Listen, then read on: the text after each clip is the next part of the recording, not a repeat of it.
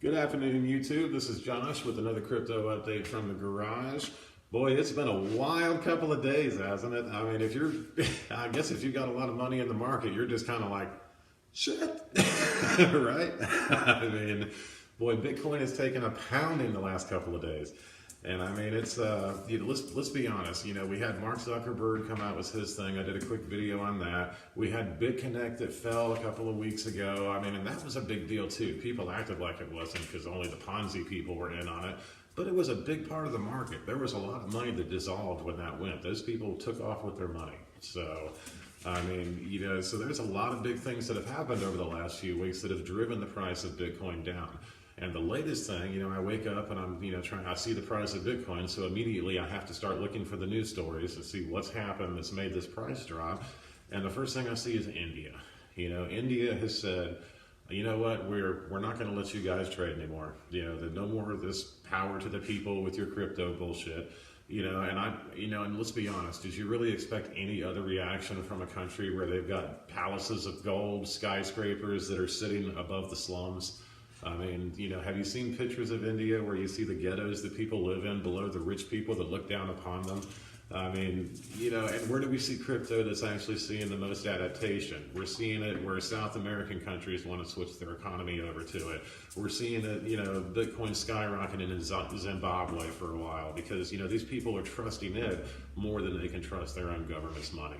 This India story, it's got two things to it. First off, they're going to do this thing where the people can't trade, but then again, they sure do like that blockchain shit.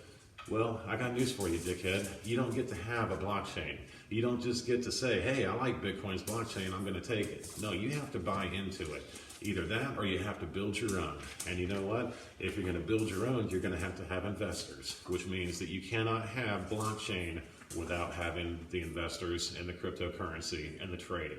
Those are two things that are never going to be able to be separated out of this whole thing. So for the people that are selling and they're scared and they're trying to get out while they've still got some value left, well, you're just selling yourself short. Because what's happening is this, this is all going to recover. This is a big ploy to drive this price down so these governments can get into it more.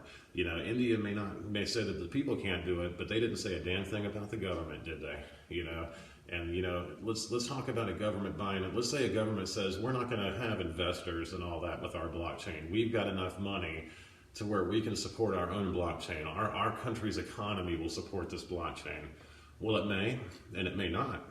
You have to have other people that are willing to take your currency, and if you're going to close it off, who the fuck's going to take it? I mean, that would be like saying, you know what, I've decided I'm going to move into a casino. I'm tired of living in my house, so I want to move into Harrah's in Las Vegas. And then when you get to Harrah's on that very first day that you're moving in, you take your life savings and everything that you were going to stay there with, and you put it all on 7. Right? Because that's the only way that they'd be able to do it. So, I mean, this whole thing that we're seeing right now is a correction. It's a bunch of FUD. It's a bunch of shit. Don't listen to it. You should look at this as a buy opportunity. That's the way I'm looking at it. I mean, I lost my entire portfolio and I bought it when it was $3,600 of Bitcoin. So that's kind of disappointing, because technically my old portfolio is still not really hurting, wherever it may be.